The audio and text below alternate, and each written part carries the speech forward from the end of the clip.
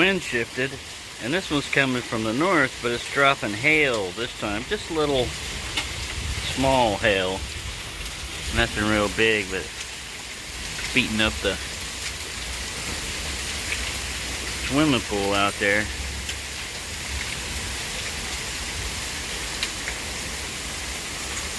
Texas, man, you never know. Yesterday the winds were from the south. Today they're from the north. And what do we got?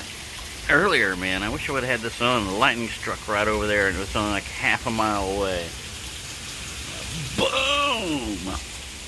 But this one, yeah, you never know what you're going to get in Texas. But water's good. If we don't have water, people complain about a drought. So, I mean, I don't mind it as long as it ain't damaging a lot of stuff. And this type of hail isn't hard enough to put dents in your vehicle, break windshields and stuff like that. Yeah, another day, another storm. Welcome to Texas. Yeehaw! Just this morning we had rain and hail. Now, there's not a cloud anywhere. That's Texas for you.